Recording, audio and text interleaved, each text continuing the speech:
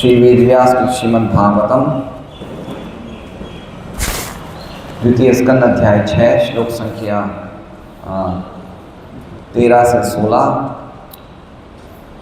शब्दार्थ अनुवाद एवं तात्पर्य कृष्ण कृपा मूर्ति श्री श्रीमद् अभय चरणारविंद भक्तिवेदांत स्वामी श्री प्रभुपाद द्वारा।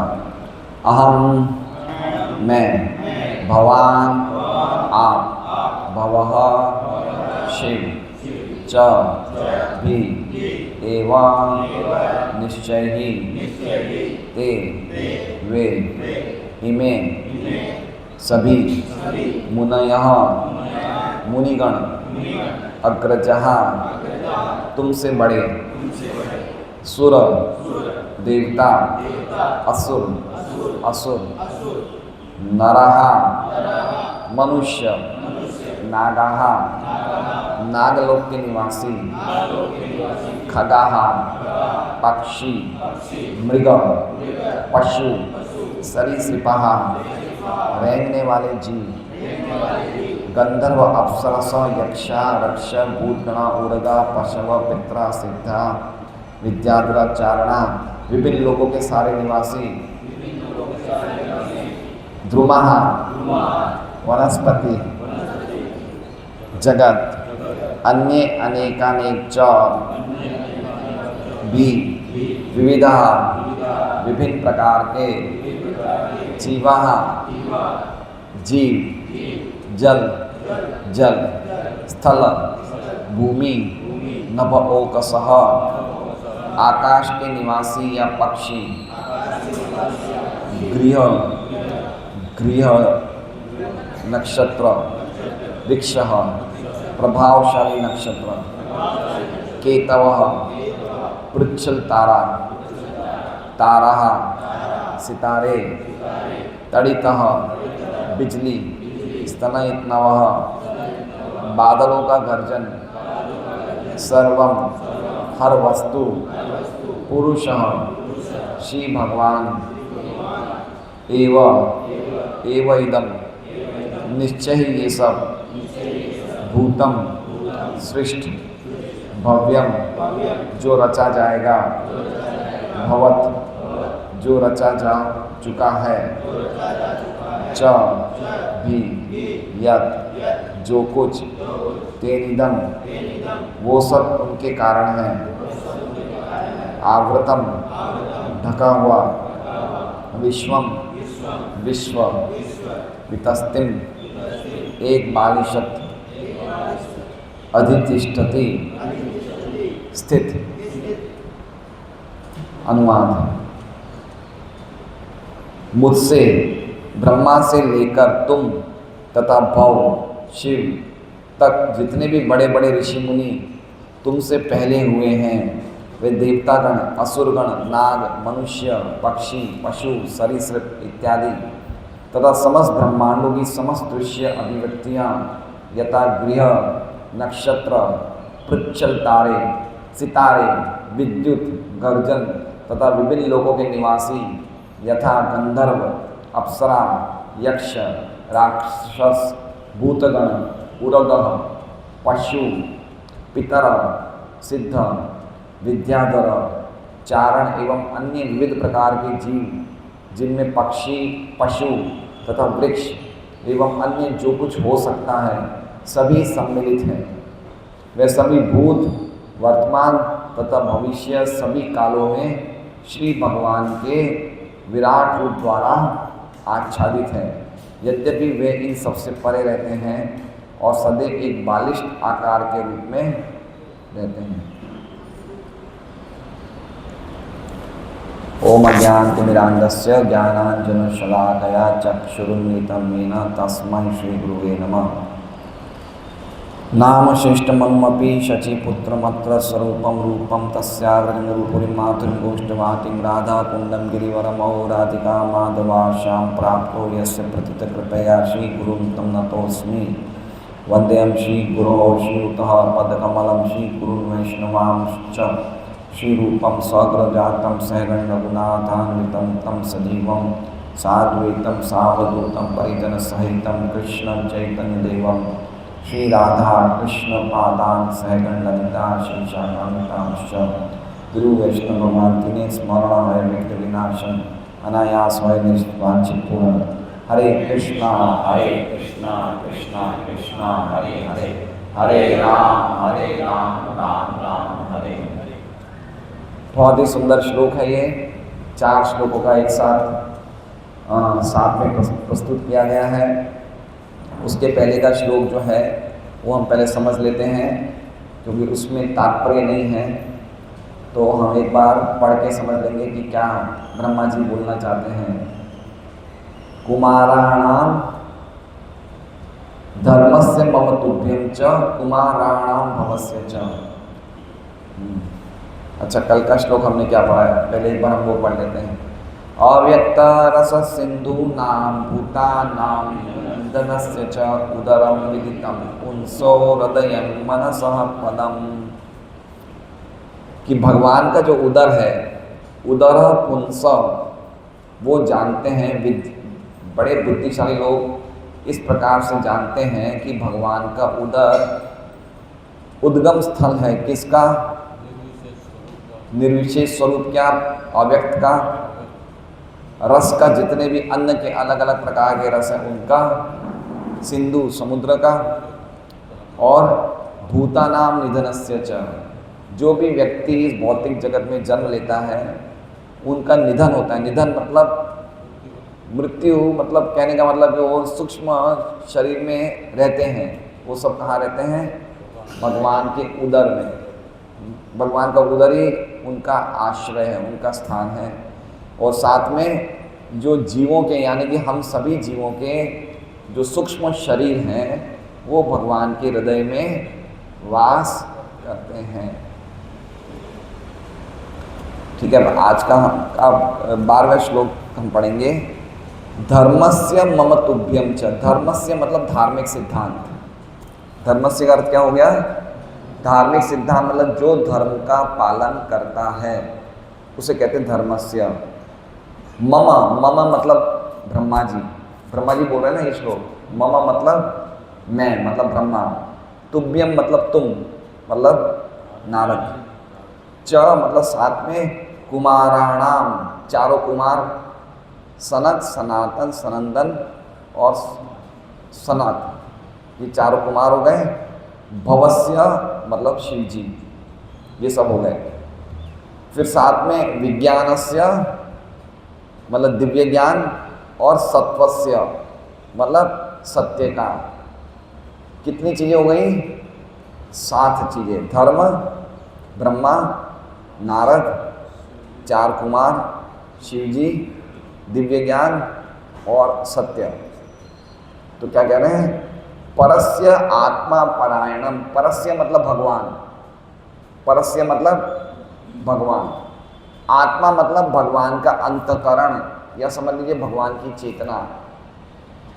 और परायण मतलब दिव्य उत्कृष्ट स्थान है, मतलब समझ रहे हैं? पर आयनम, पर मतलब दिव्य, आयनम मतलब आश्रय जो देने वाली जगह है। तो भगवान का अंतकरण में 7 चीजें वास करती है। धर्म, कुमार, ब्रह्मा, नारद, शिव, दिव्य ज्ञान और सत्य। कहाँ पे वास करती है? भगवान के अंतकरण। अंतकरण मतलब समझ रहे? अंत मतलब अंदर का, और करण मतलब अंदर की इंद्रियां। इंद्रियों को करण भी कहा जाता है। क्या कहा जाता है? करण। अंतकरण मतलब अंदर की इंद्रियां, मतलब भगवान की चेतना में या भगवान के अंतकरण में ये चीज़ें वास करती है। वो, और भगवान का अंतकरण कैसा है? परायणम, परायण मतलब दिव्य, पर मतलब दिव्य, और आयन मतलब दिव्य आश्रय है। ये भगवान का अंतकरण दिव्य आश्रय है, जो इन 7 चीज़ों को आश्रय देता है। समझ रहे बात को? भगवान की महानता कितनी है हम समझ नहीं सकते हैं, है ना? मतलब क्या हो गया है? जो व्यक्ति धर्म का पालन करता है वो कहाँ रहेगा? भगवान के अंतकरण में। इसलिए धर्म का पालन करना इतना जरूरी है। पांडव जो थे ना, पांडव के साथ हमेशा धौम्य ऋषि रहते थे। उनके ऋषि थे, पुरोहित थे धौम्य। और वो टाइम टाइम पे पूछते थे हमें ये करना चाहिए नहीं करना, मतलब उन्होंने कभी धर्म को नहीं छोड़ा। तो भगवान को धर्म इतना प्रिय है तो हमें धर्म का पालन करना चाहिए। जो हमारी धर्म मतलब जो ड्यूटी है, मनुष्य जीवन मिला है धार्मिक सिद्धांतों का पालन करने के लिए, वो करना चाहिए। तो हम भगवान के अंतःकरण में रहेंगे अगर हम धर्म का पालन करेंगे। तो धर्म का पालन मतलब 4 नियमों का पालन करना है। और भी जो हमारा धर्म है उसका धर्म क्या है हमारा, सवै पुंसाम परो धर्मो यथो भक्तिर अधोक्षरे। हमारा जो सनातन धर्म है, असली धर्म, परम धर्म क्या है, ऐसे कार्य करना जिससे भगवान की भक्ति उदित हो जाए, है ना। परम धर्म क्या है, सवै पुंसाम परो धर्मो यतो भक्तिर अधोक्षरे। तो यतो भक्तिर मतलब प्रेमा भक्ति, जिस वस्तु से उदित हो जाए वो वस्तु हमारा परम धर्म है। वो परम धर्म क्या है, साधना भक्ति। साधना भक्ति क्या है, हमारा परम धर्म जिससे कि प्रेमा भक्ति उदित हो जाए। तो सभी मनुष्यों का साधना भक्ति मतलब जो हम भक्तिमय कार्य कर रहे हैं, मंगल आरती, नृसिंह स्तुति, जो हमें कार्य बताए हैं, हमेशा भगवान का स्मरण करना और कभी भी भगवान को विस्मरण नहीं करना, ये हमारा धर्म है। और ये धर्म का पालन करने से हम भगवान के अंतःकरण में स्थित रहेंगे। अब आज 13वां से लेकर 16वें श्लोक तक आज की हम चर्चा करेंगे। मेरा सभी भक्तों से निवेदन है आप लोग समय पे आइए। भागवतम का एक लाइन भी मिस नहीं होना चाहिए, है ना। एक लाइन मिस हो जाता है तो फिर हमारा पूरा जो अंदर का होता है ना, हम पहले जब बचपन के पागलपन में पिक्चरें जाते थे, तो पिक्चरों में शुरू की पिक्चर मिस हो जाती थी ना, तो पड़ोस से पूछ रहे क्या बताया था बताओ, ऐसे जिज्ञासा रहती थी, मिस नहीं होना चाहिए कुछ भी। तो ऐसे ही भागवतम का मिस नहीं होना चाहिए। थोड़ा सा भी पहले का चले, कोई लेट आता तो पूछता है क्या भक्तों से कि क्या बताया था प्रभु जी ने, पूछा था कोई किसी ने कि आज तक किसी ने पूछा, कोई पूछता ही नहीं। हमें इंटरेस्टिंग होता तो पूछते हैं कि हाँ बताइए प्रभु जी क्या शुरुआत में क्या बताया था।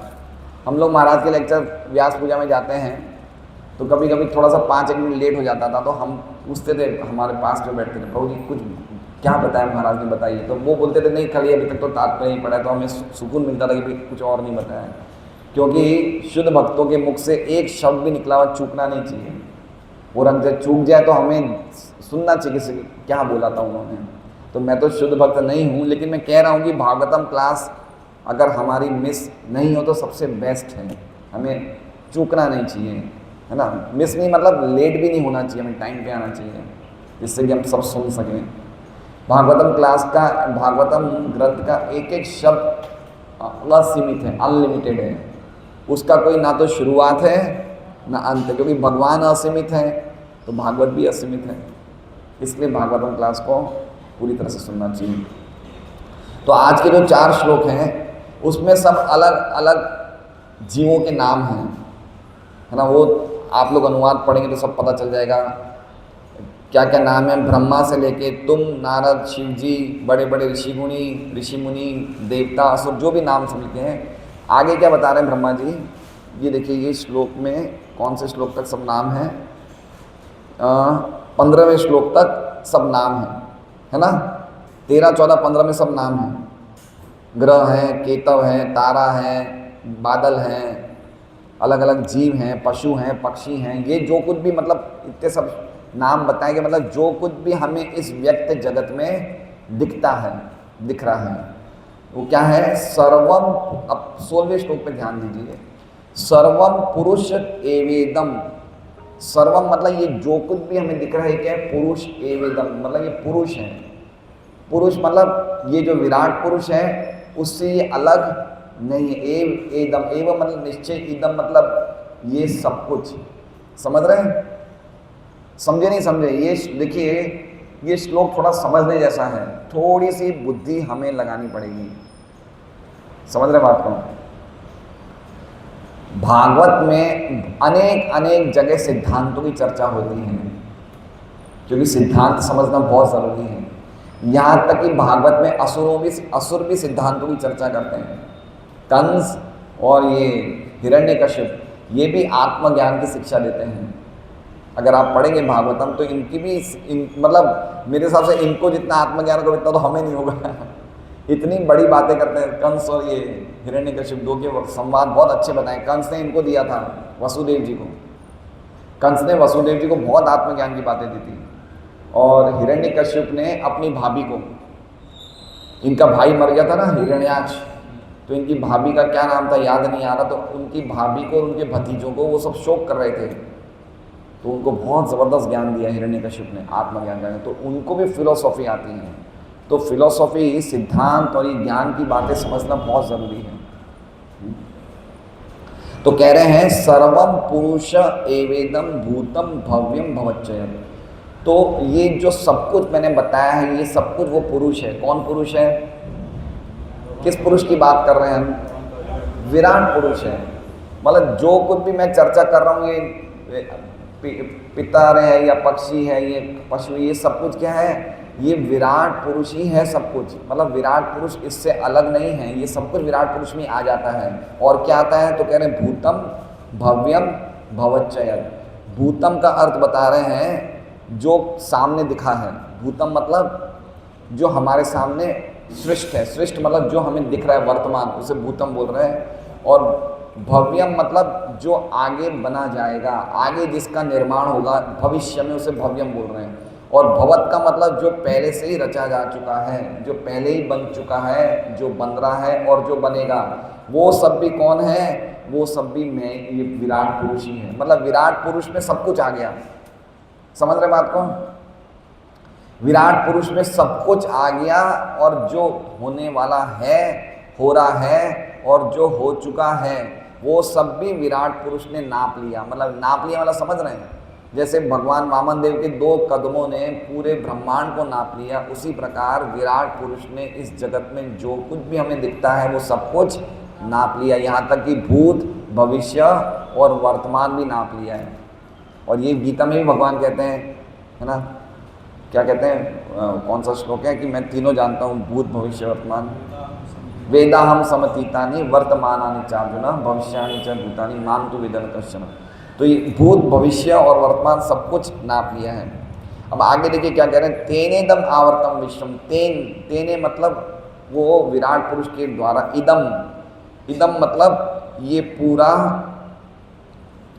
इनके द्वारा, आवर्तम मतलब ढका हुआ है। क्या ढका हुआ है? ये विश्व।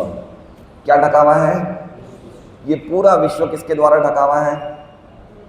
मतलब समझ रहे हैं? जैसे हम जितने भी लोग हैं, सब लोग विराट पुरुष के आवरण में आ गए हैं। हम उससे अलग नहीं हैं, हम उसके अंदर ही आ गए सब। तो कहते हैं कि एक बादल ने हमें ढक दिया। बादल ने हमें ढक दिया मतलब जैसे मान लीजिए कि कोई मकोड़ा घूम रहा है, मकोड़ा।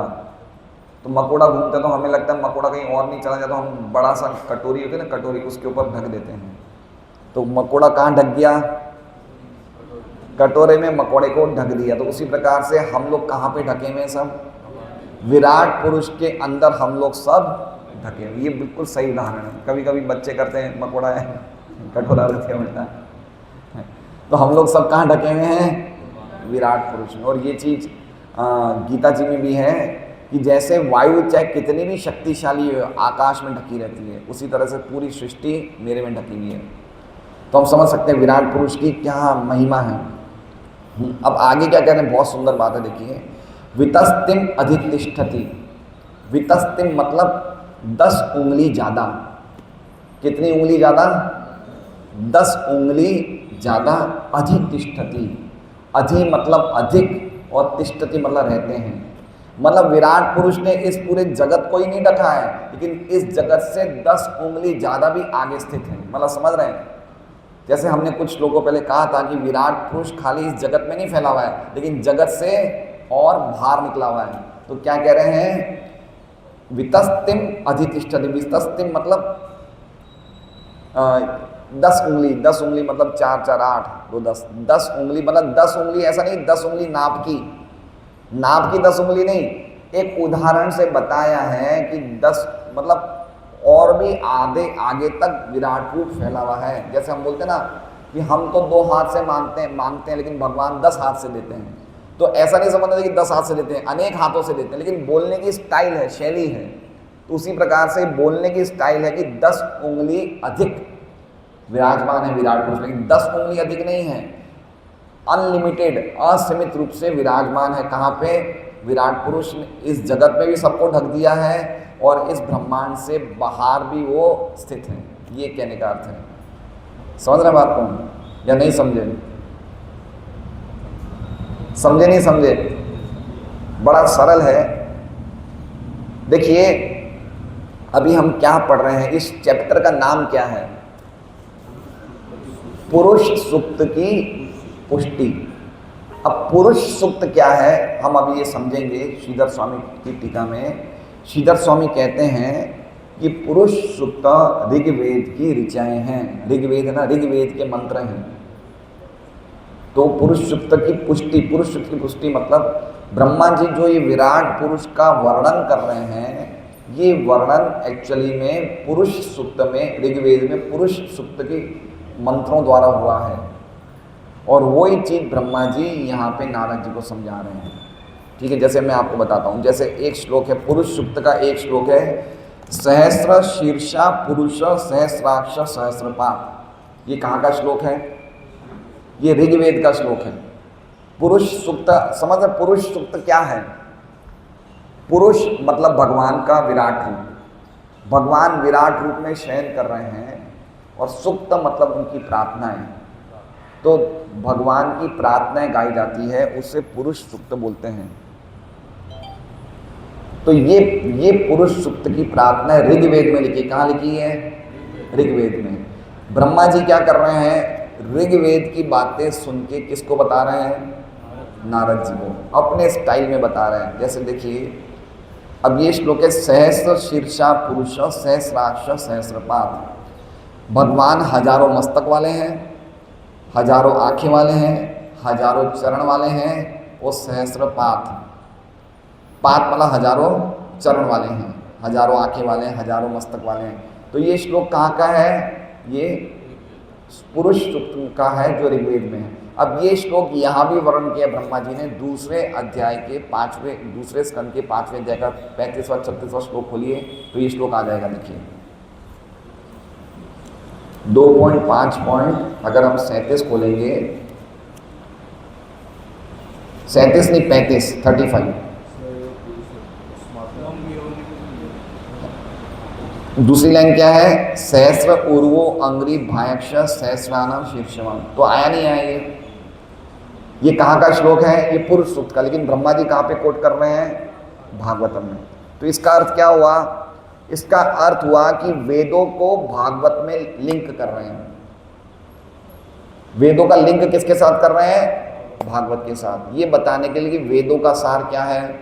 भागवत। क्योंकि काफ़ी लोग ऐसे हैं जो वेदों को मानते हैं लेकिन भागवत को नहीं मानते, वेदों को मानते हैं लेकिन गीता को नहीं मानते, है ना। अभी भी ऐसे लोग हैं। हमको एक दो घरों में मैं भी गया हूँ, बोले हमें भागवत नहीं चाहिए, हमें वेद चाहिए, हैं? क्या कह रहे हैं? भागवत का वो लोग मजाक उड़ाते हैं और उम्र 70-80 वर्ष है, ऐसा बताना चाह रहे हैं। 70-80 उम्र है इस व्यक्ति की, ऐसे बुजुर्ग लोग भी भागवत की मजाक उड़ाते हैं। हाँ तो है ऐसे लोग, ऐसे लोग हैं। जैसे आर्य समाजी हैं, वेदों को मानेंगे लेकिन गीता भागवत को नहीं मानते हैं। तो ब्रह्मा जी ने क्या है? ब्रह्मा जी हमारे ओरिजिनल गुरु हैं, तो बता रहे हैं कि वेदों का संदेश कहाँ पे प्रस्तुत कर रहे हैं? भागवत में। तो वेदों को भागवत से लिंक कर रहे हैं। तो ये जो श्लोक हैं ये सब पुरुष सूक्त के श्लोक हैं जो ब्रह्मा जी भागवत के श्लोकों में डाल रहे हैं। जैसे ये श्लोक देखा, अब देखिए पुरुष सूक्त का एक और श्लोक है, वो श्लोक हम पढ़ेंगे। ये देखिए आज भी भारत में, साउथ इंडिया में जहाँ पे वैदिक बड़े बड़े वैदिक अनुष्ठान होते हैं तो ये पुरुष सूक्त के मंत्र बोले जाएंगे। यहाँ तक कि कोई साउथ इंडिया के बड़े बड़े जो श्रीरंगम ऐसे बड़े बड़े मंदिर हैं, वहाँ पे भगवान का अभिषेक होता है ना, तो भी ये पुरुष सूक्त के मंत्र बोले जाते हैं। ये पुरुष सूक्त के मंत्र इतने अद्भुत हैं, हमारे तो याददाश्त ऐसे नहीं, लेकिन ये 17-18 मंत्र ही हमें याद होने चाहिए, हैं? हाँ, तिरुपति बालाजी में भी बोले जाते हैं पुरुष सूक्त के मंत्र। ये बहुत ही विशेष मंत्र हैं। तो ये अब देखिए एक और मंत्र क्या है पुरुष सूक्त का, ऋग्वेद का, ब्राह्मणो अस्य मुखम आसीत बाहु राजन्यकृत उरु तदस्य यद्वैश्य पद्भ्याम शूद्रो अजायत। ये भागवत में नहीं है श्लोक, ये किसका श्लोक है? पुरुष सूक्त का। इसका अर्थ क्या है? ब्राह्मण विराट पुरुष के मुख हैं, क्षत्रिय हाथ हैं, वैश्य पेट है और शूद्र चरण है। अब ये श्लोक देखिए ब्रह्मा जी ने 37वें श्लोक में लिख दिया। देखिए 2.5.37 में लिख दिया। क्या है? पुरुषस्य मुखम ब्रह्म क्षत्रम एतस्य। आ गया ना? इसलिए इस चैप्टर का नाम क्या है? छठे चैप्टर का नाम क्या है? पुरुष सूक्त की पुष्टि। पुष्टि मतलब कंफर्म हो गया है कि पुरुष सूक्त का श्लोक ही ब्रह्मा जी बता रहे हैं। मैं पहले पढ़ता था भागवत जी में, इतनी बार पढ़ चुका, लेकिन पुरुष सूक्त की पुष्टि में कभी समझ नहीं आया क्या क्यों लिखा है ये पुरुष सूक्त कंफर्म। इंग्लिश में लिखता है पुरुष सूक्त कंफर्म, ऐसा क्यों लिखा हुआ है? लेकिन अब मैं जब लेक्चर समझाने के लिए पढ़ता हूँ, सुनता हूँ, तब पता चलता है कि पुरुष सूक्त का क्या अर्थ है, ये कैसे भागवत से कनेक्टेड है, ये सब बताया। तो 2 श्लोक हम मैच कर रहे हैं। अब देखिए तीसरा श्लोक देखिए, पुरुष एवेद सर्वम यत् भूतम यच्च भव्यम, ऋक् संहिता 10.90.2। श्रीधर स्वामी ने पुरुष सूक्त के सब श्लोक लिखे हैं। हम सब श्लोक का वर्णन नहीं करेंगे, लेकिन ये 3 का हम करते हैं। क्या लिखा हुआ है? तीसरा श्लोक क्या है पुरुष सूक्त का? पुरुष एवेदम सर्वम यत् भूतम यच्च भव्यम। अब देखिए आज हम जो श्लोक पढ़े उसमें 16वां श्लोक देखिए क्या लिखा हुआ है। 16वां श्लोक देखिए क्या लिखा हुआ है?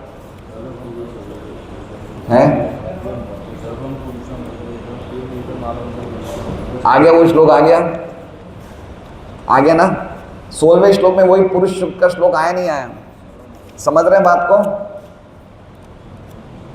अब ऐसा नहीं कि वर्ड टू वर्ड मैच होगा, ऐसा नहीं है, लेकिन मोटा मोटी वो मीनिंग आ गया नहीं आया। पुरुष सर्वम पुरुषम एवेदम भूतम भव्यम भवच्चेत आया नहीं आया 16वां श्लोक, और वो श्लोक पुरुष सूक्त में तीसरा श्लोक है 10.90.2 ऋक् संहिता। तो ये श्लोक बताना चाह रहा है, इसमें लिखा हुआ है ऋग्वेद में, जो कुछ वर्तमान में है, जो भूतकाल में हो गया और जो भविष्य में होने वाला है, वो सब ये विराट पुरुष ही है। वो कौन है? ये विराट पुरुष ही सब कुछ है। तो ये श्लोक बताना चाहते हैं। अब हम विश्वनाथ चक्रवर्ती ठाकुर की टीका पढ़ेंगे। हम क्या चाहते हैं? हम लोग चाहते हैं कि हम लोग जो भक्ति करें ना, उस भक्ति में जैसे कोई बड़ी बिल्डिंग बनती है तो बिल्डिंग की नींव में बड़ा सीमेंट डाला जाता है। जैसे मेट्रो ट्रेन के ब्रिज बन रहे हैं ना, एक एक खंभा देखिए कितने मोटे हैं दूर से लगते छोटे हैं, जब पास जाएंगे देखेंगे इतने मोटे मोटे खंभे हैं मेट्रो के बन रहे हैं ना। तो हमारी भक्ति की नींव कैसी होनी चाहिए? ऐसी होनी चाहिए। जब हमारी भक्ति की नींव ऐसी होगी ना, तो हमें सेवा करने में आनंद आएगा। हमें पता चलेगा हम किसकी सेवा कर रहे हैं। हम उसकी सेवा नहीं कर रहे हैं, वो हमें सेवा में लगा रहे हैं, है ना। ये हमारा गर्व है, ये हमारे लिए सौभाग्य की बात है कि हम लोग यहाँ पे सेवा में लगे हुए। वो पुरुष किसकी महिमा देखिए, उनकी महिमा तो देखिए क्या है ना। हम ये एक्चुअली में ये पढ़ने का अर्थ क्या है? हमें पता चलना चाहिए कि हम जिनकी सेवा में लगे वो कितने महान है। वो जब तक हम उनकी महानता को नहीं समझेंगे, हमारा सेवा में मन नहीं लगेगा। जब एक व्यक्ति को पता चल जाता है कि उसका सेठ कितना महान है, तो उसको नौकरी करने में आनंद आता है नहीं आता है? आता है। उसे लगता है मेरे सेठ कितने महान है। तो बताया जा रहा है कि भगवान की क्या महिमा है ना। और वो भगवान आज सड़कों पे आ जाएंगे बाहर, जगन्नाथ जी, है ना। वो भगवान जिस पे पूरा जगत आश्रित है, वो आज कहाँ निकल रहे हैं? बाहर सड़क पे निकल रहे हैं। तो उनकी सेवा करना, उनकी सेवा में लगना, ये हमें बहुत बड़ा सौभाग्य मिला है। उनको क्या जरूरत है? हमने पढ़ा नहीं, कुमार, 4 कुमार कौन है? वो दिखते नहीं हम लोगों को, वो देखने नहीं चाहते हम लोगों को, वो आते नहीं यहाँ पे। वो किनकी बड़े बड़े राजाओं की, राजर्षियों की सभा में आते हैं। 4 कुमार, शिव जी, नारद जी तो उस पुरुष के अंतःकरण में स्थित हैं। तो हमारी क्या योग्यता है? तो अगर हमें सेवा मिल रही तो ये हमारा सौभाग्य होना चाहिए। लेकिन हम सेवा क्यों नहीं करते? क्योंकि हमें उस व्यक्ति की महिमा नहीं पता किसकी सेवा कर रहे हैं। हमें लगता है हमें रसोई में काम कर रहे हैं यार, वही काम यहाँ करना है, क्या करना है, चलो आज गुल्ली मार देते हैं आज नहीं जाएंगे, आज नींद आ रही है। तो इसलिए भागवत क्लास जरूरी है, बार बार भगवान की महिमा सुनने के लिए कि भगवान की क्या महानता है। तो हम ये पढ़ते हैं विश्वनाथ चले ठाकुर की टीका। चूँकि भगवान माया शक्ति को धारण करते हैं, इसलिए इस जगत में भगवान से अभिन्न कुछ भी नहीं है। कौन सा तत्व की बात आ गई? वही जो हमने कल चर्चा करी, अचिंत्य भेदाभेद तत्व। एक्चुअली में देखा जाए तो सब कुछ भगवान ही है, लेकिन फिर भी भगवान नहीं है। जैसे हमने उदाहरण दिया था ना उंगली का और शरीर का, ये उंगली भी तो शरीर ही है, लेकिन फिर भी शरीर की बराबरी नहीं कर सकती है। तो कहा गया कि ये क्यों बोला जा रहा है कि बता रहे हैं कि पूरा जो सृष्टि की जो इसमें चर्चा करी, इतने अलग अलग प्रकार के जीव हैं, वो सब कुछ विराट रूप में ही आते, तो एक तरह से विराट रूप से अभिन्न है, लेकिन फिर भी भगवान इनसे अलग स्थित हैं।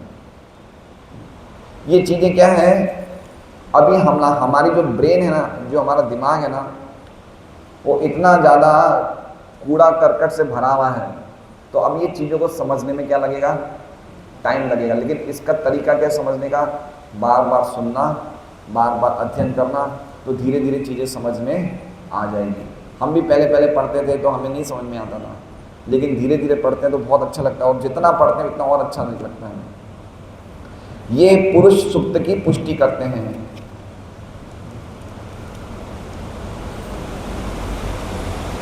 अब बताया जा रहा है कि भगवान, परम भगवान ही इस भौतिक जगत के कारण हैं। ब्रह्मा ये कहते हैं, ब्रह्मा जी ये कहना चाहते हैं कि भगवान इस भौतिक जगत से परे भी स्थित हैं।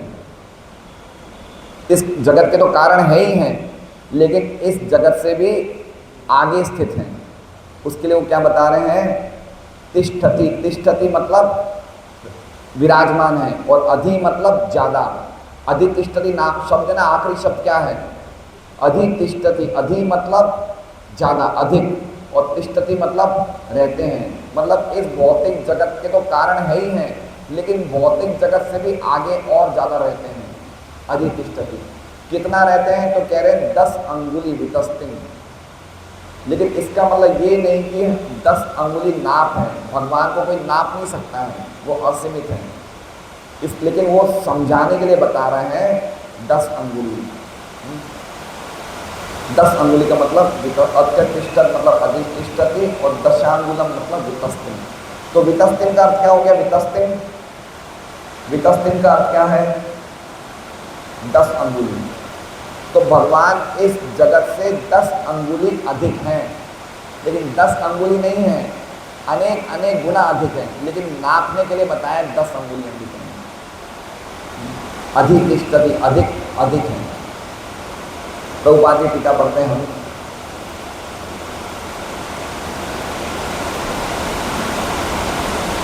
तात्पर्य, पूर्ण पुरुषोत्तम भगवान अपनी आंशिक अभिव्यक्ति द्वारा परमात्मा के रूप में 9 इंच से अधिक माप के नहीं होते हैं।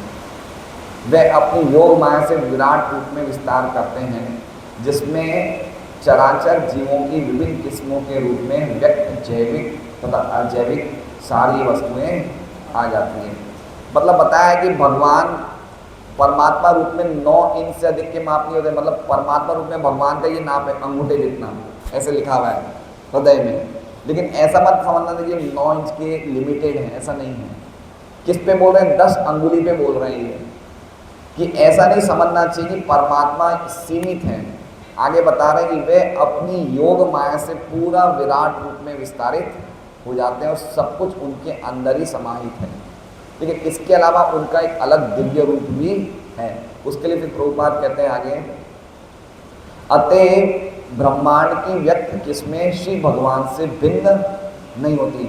जिस प्रकार विभिन्न रूप रंग के सुनहले आभूषण स्वर्ण की मूल राशि से भिन्न नहीं होते हैं।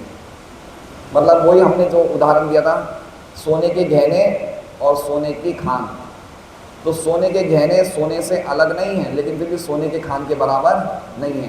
तो जो भी इस जगत में हम देख रहे हैं वो भगवान से अलग नहीं है, लेकिन फिर भी भगवान के बराबर भी नहीं है, ऐसे समझना चाहिए।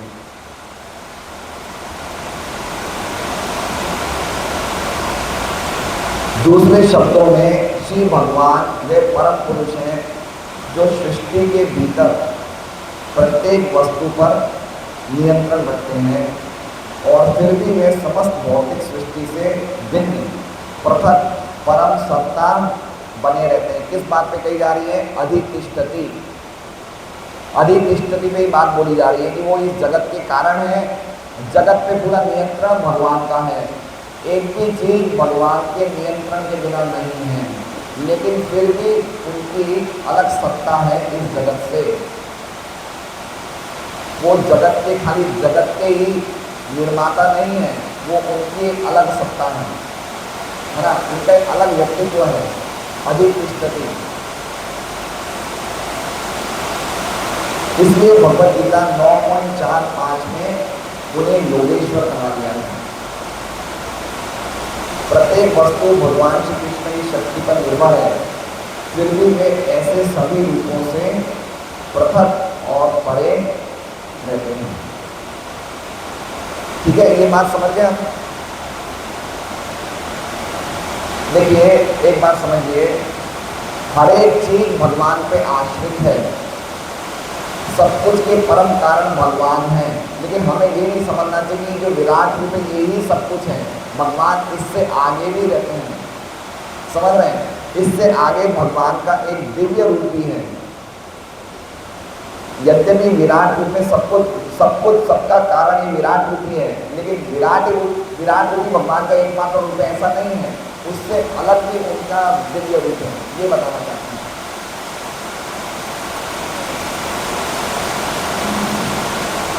प्रत्येक वस्तु भगवान श्री कृष्ण की शक्ति पर निर्भर है, फिर भी वो ऐसे सभी रूपों से पृथक और परे रहते हैं। वही श्लोक है 9वें अध्याय का, मया तदम इदम सर्व जगत अव्यक्त मूर्तिना मत्स्थानी सर्वभूतानि न चाहम तेषु। सब कुछ मेरे पे स्थित है, मेरे द्वारा ही सब कुछ व्याप्त है, लेकिन सब चीज़ें मेरे में, लेकिन मैं उनमें नहीं। ये समझना चाहिए। इसे कहते हैं अचिंत्य भेदाभेद तत्व। कुछ चीज़ें ऐसे होगी जो हमें समझ में नहीं आएगी, लेकिन हमें वो चीज़ें स्वीकार करनी पड़ेगी, जो इस शास्त्र में लिखी है। अच्छा बताइए, एक हम लोग मलमूत्र त्याग करते हैं ना, मलमूत्र त्याग करते हैं हम लोग। क्या भगवान मलमूत्र त्याग करते हैं? क्या करते हैं? क्या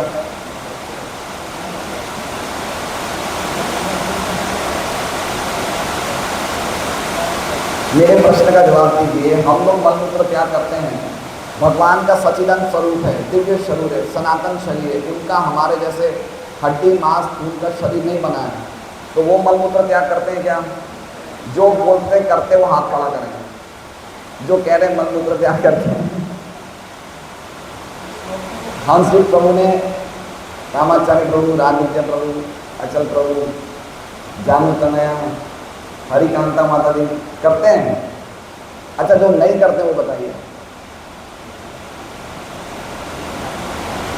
मलमूत्र त्याग नहीं करते वो हाथ खड़ा करें। अब क्या बात सही है बताइए? है नहीं, वो भगवान का जो जननांग है वो मूत्र का तो कारण है ही है, लेकिन भगवान खुद मलमूत्र त्याग करते हैं, ये मैं पूछ रहा हूँ। मेरा पॉइंट क्या है बताइए? आप इतने सालों से गीता भागवत पढ़ रहे हैं, भगवान के जननांग हमारे मलमूत्र के कारण हैं, लेकिन क्या भगवान खुद त्याग करते हैं? क्या अब जो बोलते हैं करते हैं वो हाथ खड़ा करें। अभी भी अचल प्रभु सुधरे नहीं लगता है। एक ये अचल प्रभु ही बचे जो कह रहे हैं मलमूत्र त्याग करते हैं। समझ गए ना?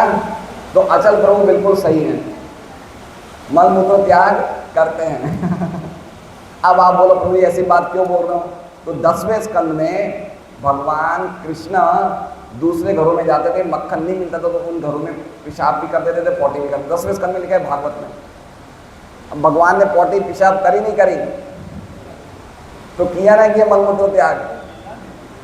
लीला मतलब उनका सच्चिदानंद शरीर है भाई, शरीर तो दिव्य है ना उनका। लीला है तो लीला तो दिव्य ही होती है, लीला तो दिव्य कार्य होते हैं।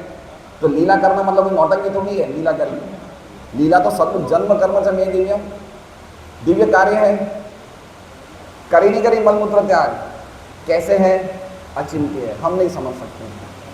हम नहीं समझ सकते। पॉइंट मैं क्या कह रहा हूँ, हम नहीं समझ। अच्छा चलिए, कृष्ण भगवान की तो आगे की बात है, ऋषभ भगवान भी मल त्याग करते थे। ऋषभ भगवान पोटी करते थे तो 120 किलोमीटर तक सुगंध आती थी, तो 5वें स्कंद में लिखा हुआ है। कैसे संभव है? सच्चिदानंद शरीर है लेकिन फिर भी। तो कहने का मतलब क्या है कि अचिंत्य शक्तियां भगवान रखते हैं, और जो चीजें हमारे दिमाग में फिट नहीं होती वो भगवान कर सकते हैं। समझ रहे हैं बात को? तो ऐसे समझना चाहिए कि भगवान ही पूरा जगत भी है और ये जगत से अलग भी है। जगत में नहीं है लेकिन जगत इनके बिना चल नहीं सकता है। जगत इनके बिना चल नहीं सकता लेकिन फिर भी वो जगत नहीं है, जगत से अलग है। ये चीज बताना चाहते हैं, इसलिए ये आखिर में बोला है अधितिष्ठति, वो अलग रहते हैं, अपनी अलग सत्ता में रहते हैं, वो उससे अधिक है, जगत से अधिक है वो। अब आगे देखिए क्या कह रहे हैं प्रभुपाद। ऋग्वेद के पुरुष सूक्त में भी इसकी पुष्टि हुई है। अब पुरुष सूक्त में भी ऋग्वेद की, मतलब प्रभुपाद लिख रहे हैं ना, ऋग्वेद में पुरुष सूक्त में इसकी पुष्टि हुई। किसकी पुष्टि हुई है? जो कुछ ब्रह्मा जी बोल रहे हैं उसकी पुष्टि ऋग्वेद में हुई है। एक ही साथ एकता तथा विभिन्नता के इस दार्शनिक सत्य का प्रतिपादन भगवान श्री चैतन्य महाप्रभु ने किया था, और ये अचिंत्य भेदाभेद तत्व कहलाता है। ब्रह्मा, श्री नारद मुनि तथा अन्य सभी एक ही समय भगवान के साथ एक तथा उनसे पृथक भी है। पृथक मतलब अलग। हम सभी उनके साथ उसी प्रकार एक हैं जिस प्रकार सोने के आभूषण गुण में स्वर्ण राशि के समान होते हैं, लेकिन सोने का कोई भी एक आभूषण मात्रा में स्वर्ण राशि के तुल्य नहीं होता। ये स्वर्ण राशि कभी समाप्त नहीं होती, चाहे उससे असंख्य आभूषण क्यों न बनाए जाए, क्योंकि राशि पूर्णम है।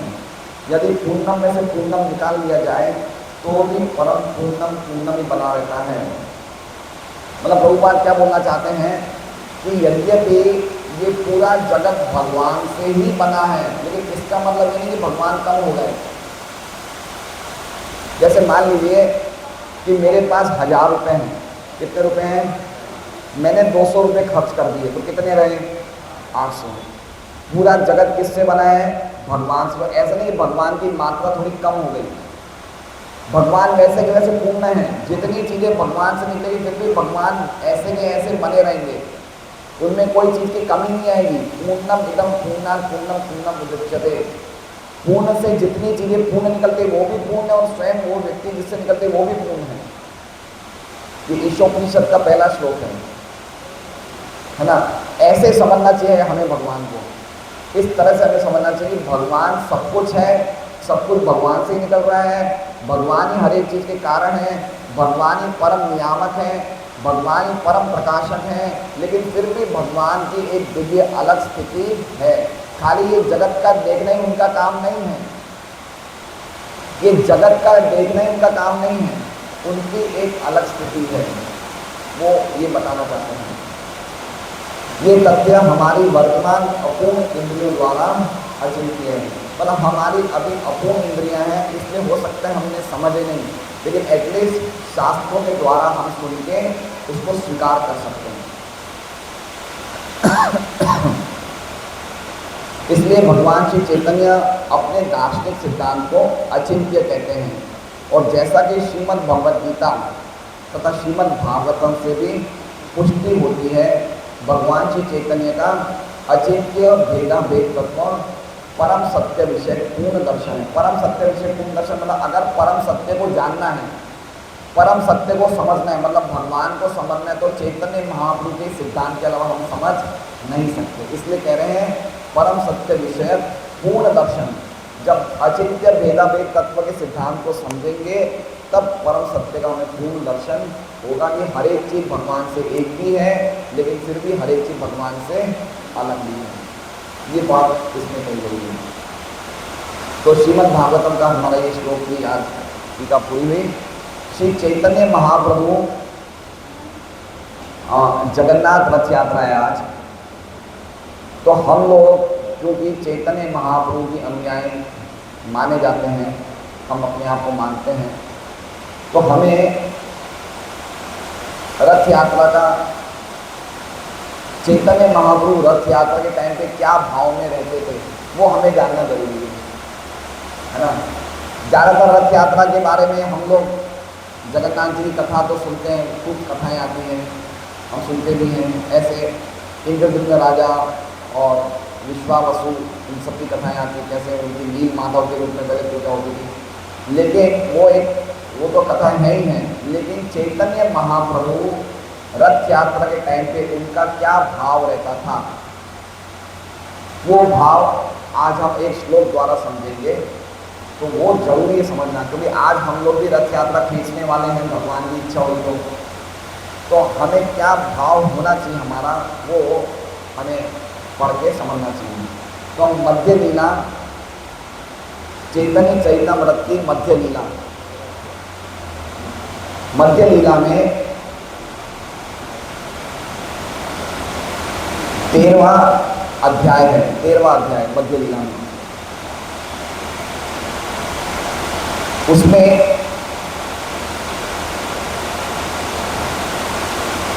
119वां श्लोक,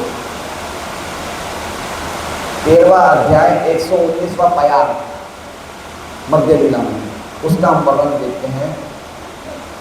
ए मत गौर श्यामे देही ठेला ठेली, स्वर तेषा मेरे राके गौर महाबली। ए मत गौर श्यामे देही ठेला ठेली, स्वर तेषा मेरे राके गौर महाबली। ए मत मतलब इस प्रकार, गौर और श्याम में दोनों में ठेला ठेली, ठेला ठेली मतलब आगे कौन जाएगा, रथ यात्रा में आगे कौन रहेगा, उसमें स्पर्धा हो रही थी। किसमें हो रही थी? गौर और श्याम में। श्याम कौन है? श्याम जगन्नाथ जी। और गौर कौन है? चैतन्य महाप्रभु। ये तब की बात है जब रथ यात्रा, जगन्नाथपुरी में रथ यात्रा हो रही थी और रथ यात्रा में चैतन्य महाप्रभु रथ को खींच रहे थे, तब की बात है। ए मते गौर श्याम में देहे ठेला ठेली, दोनों के बीच में ठेला ठेली हुई, कौन आगे रहेगा वो ठेला ठेली। ठेला ठेली मतलब समझ रहे ना, स्पर्धा। किस किस में हुई स्पर्धा?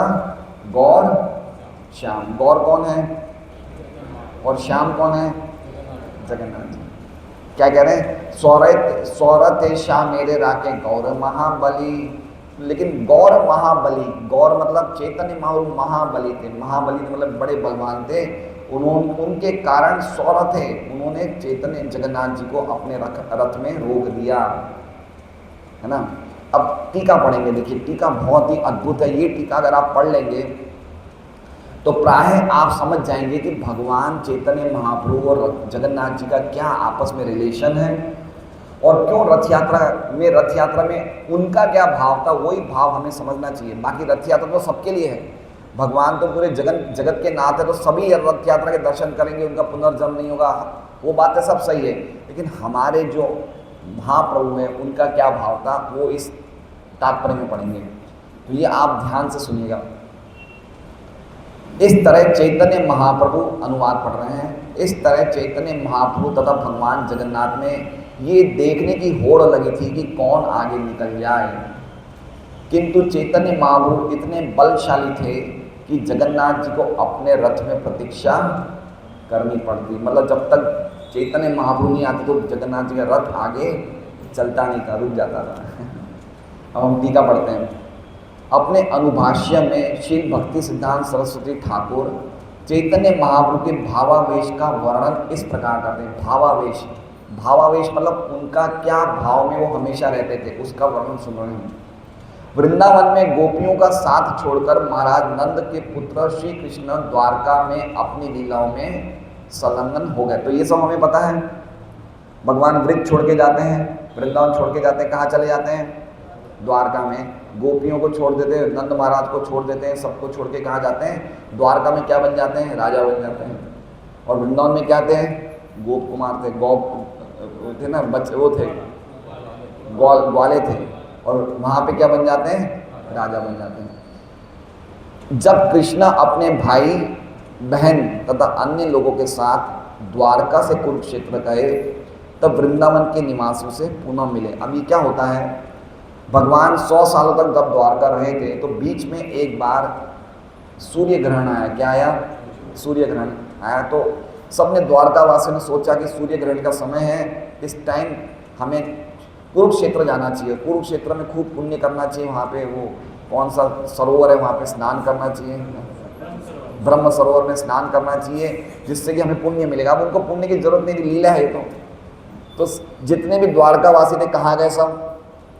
कुरुक्षेत्र सूर्य ग्रहण के उपलक्ष्य में स्नान करने, है ना। तो द्वारकावासी कुरुक्षेत्र गए तो भगवान अपनी सब रानियों को भी ले गए, सबको माता पिता वसुदेव देवकी सब गए, और यहाँ से नंद महाराज भी आए, वृंदावन से नंद महाराज आए, यशोदा आई, श्रीमती राधा रानी आई, सब गोपियाँ आई, हस्तिनापुर से बड़े बड़े कुरु पांडव सभी आए। मतलब ऐसा जमघट हुआ था उस टाइम कि बड़े बड़े ऋषिगण, बड़े बड़े मुनि सभी ब्रह्मांड से अलग अलग स्थानों से कहाँ पे आ गए? कुरुक्षेत्र में। सबको क्या देखना था? कृष्ण को देखना था, तो सब लोग आ गए वहाँ पे। अब हुआ ये, जब ये मिले आपस में तो इसमें कह रहे हैं भगवान वृंदावन के निवासियों से पुनः मिले। श्री चैतन्य महाप्रभु कृष्ण को समझने के लिए श्रीमती राधा रानी की भूमि अदा कर रहे थे, इसलिए चैतन्य महाप्रभु क्या कहते हैं? राधा भाव द्विति विलसत वलित द्विति सुवलित, है ना। भगवान जगन्नाथ कृष्ण है और श्री कृष्ण चैतन्य महाप्रभु श्रीमती राधा रानी। अब देखिए समझ लीजिए, जगन्नाथ जी कौन है? कृष्ण। चैतन्य महाप्रभु कौन है? वो भी कृष्ण है, लेकिन उन्होंने राधा भाव द्विति सुवलित, भाव मतलब उनका इमोशन, और द्विति मतलब उनका कलर। चैतन्य महाप्रभु स्वयं कृष्ण है, लेकिन उन्होंने भाव किसका लिया है? राधा का, और कलर किसका लिया है? राधा का, तो इसलिए गोरे हैं, है ना, गौर है। और जगन्नाथ जी कृष्ण वो काले हैं। तो इन्होंने क्या किया? चैतन्य महाप्रभु ने राधा रानी के भाव में जगन्नाथ जी को देखते थे, मतलब देख रहे हैं जगन्नाथ जी को, लेकिन देखते क्या है? ये नंद नंदन कृष्ण है। क्यों? क्योंकि चैतन्य महाप्रभु किसके भाव में थे? श्रीमती राधा रानी के। तो कृष्ण को देख रहा है, चैतन्य महाप्रभु स्वयं कृष्ण है, लेकिन उनका भाव कृष्ण का नहीं है, उनका भाव क्या है? श्रीमती राधा रानी का। लोग कैसे देख रहे हैं? जगन्नाथ को नहीं देख रहे, किसको देख रहे हैं? किसको देख रहे हैं? देखिए, जगन्नाथ को माना जाता है द्वारका, और गुंडीचा को क्या माना जाता है? वृंदावन। समझ रहे हैं? जगन्नाथ, हम अगर जगन्नाथपुरी गए होंगे तो एक जगन्नाथ को कहा जाता है नीलाचल, और गुंडीचा को कहा जाता है सुंदराचल। तो रथ यात्रा कहाँ से निकलती है? नीलाचल से कहाँ जाती है? गुंडीचा मंदिर, और वहाँ पे 7 दिन रहती है। पहले सूरत में भी 20-25 साल पहले रथ यात्रा निकलती थी, वो कृषि मंगल में रुकती थी। कृषि मंगल हॉल है ना मधुरा गेट पे, वहाँ पे 5-6 दिन भगवान वहीं रहते थे, जगन्नाथ बलदेव सुभद्रा। लेकिन अब भीड़ बहुत होने लग गई, अब हॉल खाली मिलते थे, तो अब वो बंद हो गया। अब तो काफ़ी सालों से वो एक ही दिन में आती है और चली जाती है। बाकी पहले 7 दिन रुकती थी कृषि मंगल हॉल में, बहुत पहले की बात कर रहा हूँ, बातों को करीबन 25 साल 26 साल हो गए। तो अब क्या होता है? चैतन्य महाप्रभु कौन है? राधा के भाव को लिए हुए। ये किसको देख रहे हैं? कृष्ण को। कहाँ देख रहे हैं? द्वारका में। द्वारका से कृष्ण कहाँ आए हैं? कुरुक्षेत्र। तो चैतन्य महाप्रभु कृष्ण को देख रहे हैं, और वो क्या कह रहे हैं? कुरुक्षेत्र में आप बड़े मुकुट हैं, हाथी घोड़े हैं, आपने क्षत्रिय का वेश धारण किया है, मुझे ये वेश पसंद नहीं है, मुझे ये वेश अच्छा नहीं लगता। मुझे तो वही वेश लगता है अच्छा, जो यमुना के तट पे आप जो वंशी बजाते हो, मुझे तो वही वेश चाहिए, इसलिए आप यहाँ से चलो। तो रथ यात्रा का मतलब क्या है? भगवान चैतन्य महाप्रभु रथ से खींच रहे हैं जगन्नाथ जी को, और द्वारका से कहाँ ले जा रहे हैं? या कुरुक्षेत्र से। कुरुक्षेत्र मतलब जगन्नाथपुरी। कुरुक्षेत्र से कहाँ ले जा रहे हैं? वृंदावन। तो वृंदावन क्या हो गया? गुंडीचा। गुंडीचा मंदिर क्या हो गया? वृंदावन। बोले यहाँ पे मत चलो, यहाँ से आ जाओ। तो ये लीला वर्णन कर रहे हैं, तो हम ध्यान से सुनेंगे, बहुत समझने जैसी बात है। ये चीज़ हमें सबको पता होना चाहिए कि भगवान क्यों आ रहे हैं, चैतन्य महाप्रभु का क्या भाव है, वो रथ क्यों खींच रहे हैं। हम रथ क्यों खींचते हैं? भाई हमें पुण्य मिलेगा, पुनर्जन्म नहीं होगा, भगवान प्रसन्न होंगे, लेकिन भाव क्या है कि हम उनको वापस कहाँ ले जा रहे हैं? क्योंकि भगवान हमें अच्छा नहीं लगता ऐसे राजा बन के, नहीं, हमें तो वही छोरा चाहिए, ग्वाला चाहिए, हमें वैसा लगता है। तो उनके भाव ही अलग हैं चैतन्य महाप्रभु के। तो आगे हम देखेंगे चैतन्य महाप्रभु भगवान जगन्नाथ कृष्ण है और श्री कृष्ण चैतन्य महाप्रभु श्रीमती राधा रानी है। चैतन्य महाप्रभु द्वारा जगन्नाथ जी को गुंडीचा मंदिर की ओर ले जाना, श्रीमती राधा रानी द्वारा कृष्ण को वृंदावन ले जाने जैसा है। कहाँ से ले जा रहे हैं? कुरुक्षेत्र में सब मिल रहे हैं, लेकिन गोपियों को, राधा रानी को अच्छा नहीं लग रहा है। अरे यहाँ ये घोड़े हाथी, ये तुम्हारा जैसे कभी बोलते नरेंद्र मोदी की माँ बोलती है तो तेरा पीएम तेरे घर में होगा, चल रोटी खा, समझ रहे हैं? तो अरे हमें नहीं सही है लगता है यार, राजा वाजा क्या, चलो चलो वृंदावन चलो, ये भाव से हमें तो वही अच्छा लगता है, वृंदावन वाला भाव, हाँ हमें अच्छा लगता है। तो कह रहे हैं श्रीमती राधा रानी कृष्ण को वृंदावन ले जाने जैसा है। श्री क्षेत्र जगन्नाथपुरी को कृष्ण की परम ऐश्वर्य लीलास्थली द्वारका क्षेत्र माना जाता है। जगन्नाथपुरी को क्या माना जाता है? द्वारका। किंतु वह श्री चैतन्य महाप्रभु द्वारा छोटे से गांव वृंदावन ले जाए जा रहे थे, जहाँ के सारे निवासी कृष्ण के प्रेम से ओतप्रोत हैं। श्री क्षेत्र ऐश्वर्य लीला का स्थल है, जिस तरह वृंदावन माधुर्य लीला का स्थल है। तो जगन्नाथपुरी क्या है? ऐश्वर्य धाम, और वृंदावन क्या है? माधुर्य धाम। माधुर्य मतलब मिठास, और ऐश्वर्य मतलब महानता, विशालता। ऐसे रथ के पीछे पीछे श्री चैतन्य महाप्रभु में चलने का अर्थ ये था कि भगवान जगन्नाथ अर्थात कृष्ण वृंदावन के निवासियों को भूल रहे हैं। तो अब देखिए क्या है सीन, देखिए क्या है। रथ आगे चल रहा है और पीछे कौन चल रहे हैं? चैतन्य महाप्रभु, उनके जितने भी पार्षद लोग कहाँ चल रहे हैं? रथ के पीछे। तो इसका मतलब क्या हुआ कि जगन्नाथ जी उनको भूल गए। मतलब क्या हुआ कि कृष्ण वृंदावन को छोड़ने के बाद सबको, ब्रजवासियों को भूल गए। इसलिए कैसे संकेत हो रहा है कि चैतन्य महाप्रभु पीछे हैं और रथ यात्रा आगे। इसका मतलब क्या होना चाहिए कि भगवान कृष्ण ब्रजवासियों को भूल गए हैं। अब आगे देखिए क्या कह रहे हैं। यद्यपि कृष्ण ने वृंदावन के निवासियों की उपेक्षा की थी, किंतु वह उन्हें भूल नहीं पाए। इस तरह वे अपने ऐश्वर्यपूर्ण रथ यात्रा में वृंदावन लौट रहे थे। मतलब कहने का मतलब क्या कह रहे हैं कि यद्यपि भगवान द्वारका में रहते थे, लेकिन वो एक क्षण के लिए भी ब्रजवासियों को भूले नहीं। इसलिए उनकी खुद की इच्छा थी कि मैं यहाँ से निकल जाऊँ। इसलिए रथ यात्रा मतलब एक तो ये लीला है। एक लीला क्या है कि भगवान ऐश्वर्य में लक्ष्मी जी को बोलते हैं, जो जगन्नाथपुरी में लक्ष्मी नारायण मतलब जगन्नाथ जी और लक्ष्मी जी है ना। तो जगन्नाथ जी को भगवान बोलते हैं, अरे जगन्नाथ जी लक्ष्मी को बोलते हैं कि मेरे कुछ भक्त बुला रहे हैं, एक बार मुझे जाना पड़ेगा, एक दिन के लिए मुझे रजामंदी तो ऐसे रथ पे निकल जाते हैं। तो उसमें टीका में लिखते हैं प्रभुपाद कि भगवान की खुद अपने भक्तों के साथ रहने की इच्छा ज़्यादा होती है। लक्ष्मी जी के भी साथ से ज़्यादा किसकी इच्छा होती है?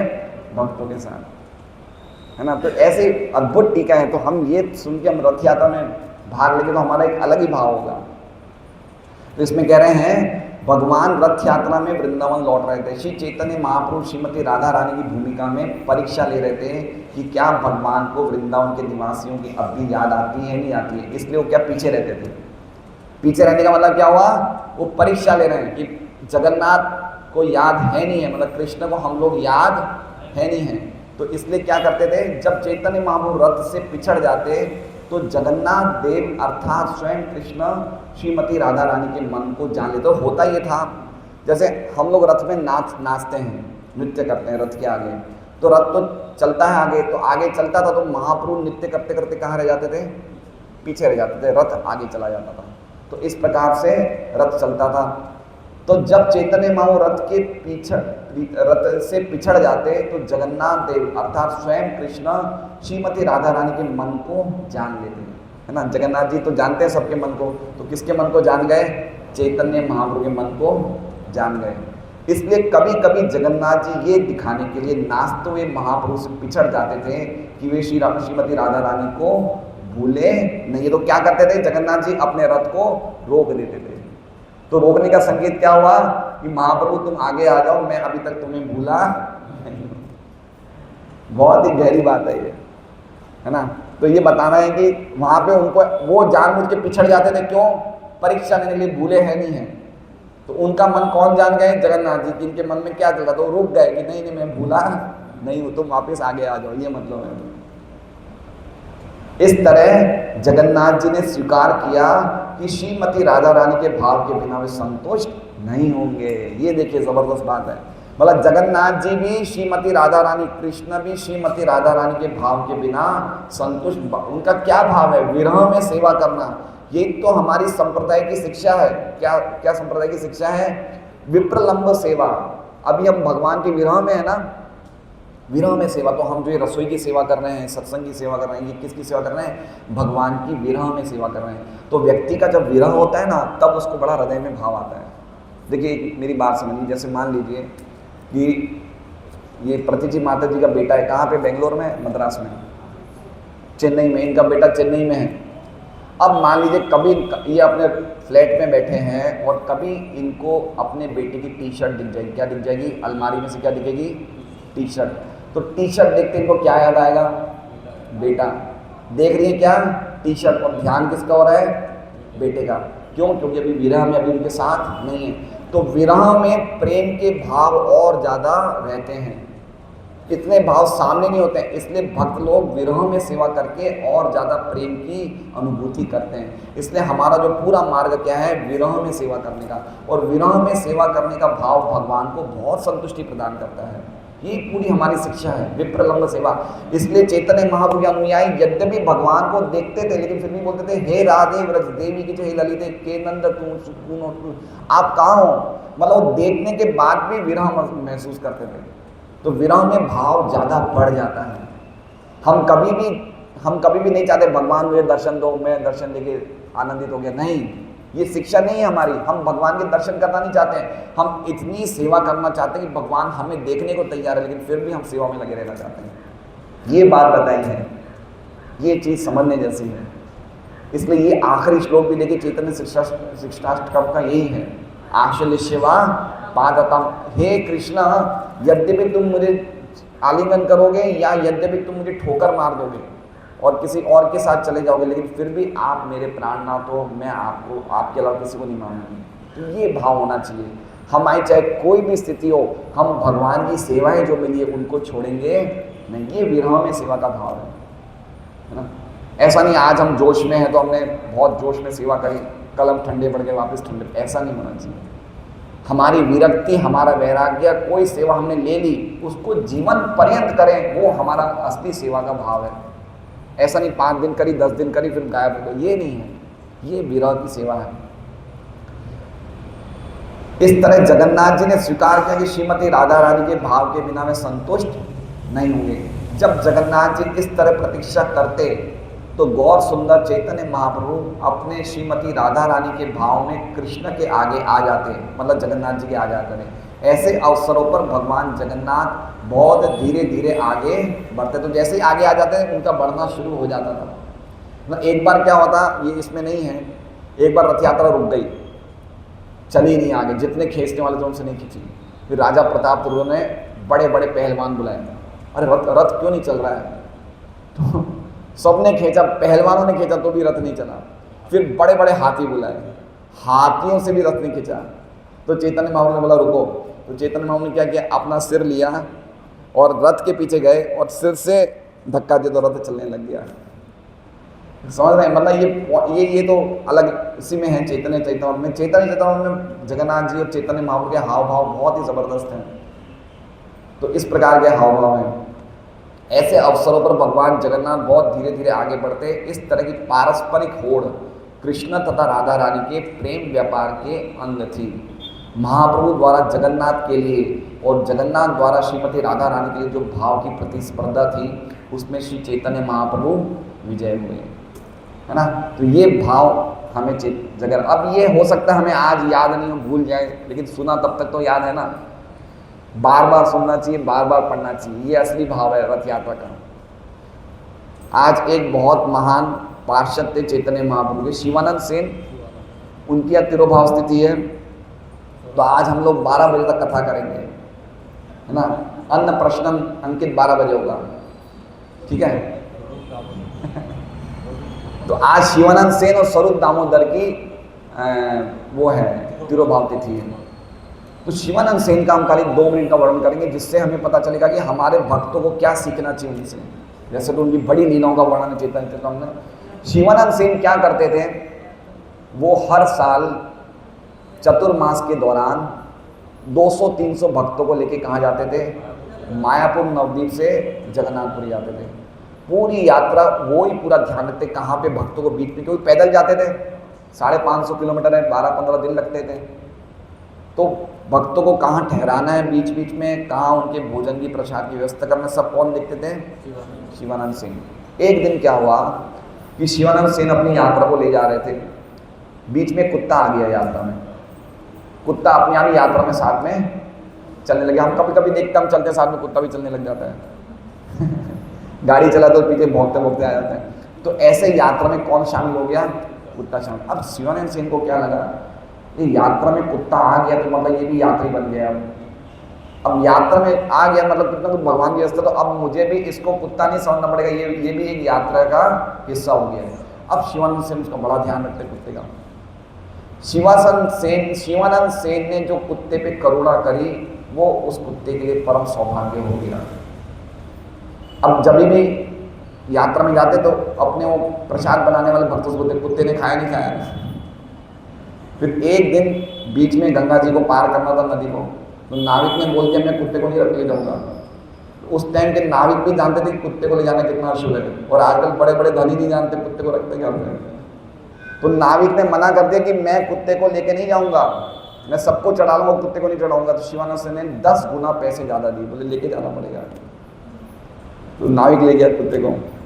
फिर एक दिन क्या हुआ, उन लोगों को भी जैसे टोल टैक्स होते थे, टोल टैक्स ऐसे उस टाइम घाटी हुआ करती थी, घाटी। इसलिए वृंदावन में एक जगह है गोवर्धन दान घाटी। दान घाटी मतलब जहाँ पे टैक्स दिया जाता है जिससे कि सड़क वालों को, ठेकेदार को, जिससे वो सड़क को मेंटेन करें। तो एक जगह घाटी समाधान कर रहे थे शिवानंद से, मतलब टैक्स वैक्स दे रहे थे वहाँ के अधिकारियों को। यहाँ पे क्या हुआ, यात्री सब खड़े थे तो कुत्ता इधर उधर हो गया, कुत्ता गायब हो गया। टैक्स वैक्स भर दिया, शिवानंद सिंह ने प्रसाद ले रहे थे सब। शिवानंद ने पूछा कुत्ता कहाँ गया, बोले कुत्ता गायब हो गया। सब लोगों को भेजा, बोले जाओ कुत्ते को ढूंढ के आओ, कहाँ गया कुत्ता। सबने देखा कुत्ता मिला ही नहीं कहीं भी। शिवानंद सिंह को इतना अफसोस हुआ कि मेरे साथ एक कुत्ता आ रहा था जगन्नाथपुरी चैतन्य महाप्रभु के पास, वो कुत्ते का मैं ध्यान नहीं रख पाया। ये मेरी, देखिए उनकी गलती नहीं थी, लेकिन किसकी गलती मान रहे थे, मैं कमांडर हूँ, मैनेजर मैं हूँ, तो मेरे निर्देशन में कुत्ता गायब हो गया। तो उन्होंने एक दिन उपवास रखा, कुत्ते को गायब होने के चक्कर में एक दिन उपवास रखा, कुत्ता गायब हो गया। अब ये धीरे धीरे अपनी यात्रा पे धीरे धीरे चलते चलते कहाँ गए, जगन्नाथपुरी। जगन्नाथपुरी जब आते हैं तो चैतन्य महाप्रभु राम कृष्ण हरि बोल रहे थे। क्या बोल रहे थे, राम कृष्ण हरि। और वहाँ पे नारियल का जो मलाई होती है ना, वो उस कुत्ते को खिला रहे थे। किस कुत्ते को, जो कुत्ता यात्रा में, वो कुत्ते को मलाई खिला रहे थे नारियल की, और कह रहे थे जो राम कृष्ण कृष्ण कृष्ण हरे कृष्ण बोलो। तो वो कुत्ता बोल रहा था। अब इतने में यात्री वाले सब आ गए, तो शिवानंद सेन ने कुत्ते को देखा तो पता है क्या किया उन्होंने, दंडवत प्रणाम करी, कुत्ते को प्रणाम किया, बोले मेरी गलती होगी, मैंने आपको छोड़ दिया। तो ये करने के बाद क्या होता है, वो राम कृष्ण हरि भगवान के नाम लेते लेते वो कुत्ता उसी शरीर में भगवान के धाम चले जाता है, उसी शरीर में, सबके सामने उसी शरीर में भगवान के धाम चला जाता है। तो ये बताता है कि चूंकि कुत्ते ने भक्तों का संग किया था, तो कुत्ता भी भगवान के धाम चला गया। तो हम भक्तों का संग कर तो हम नहीं जाएंगे,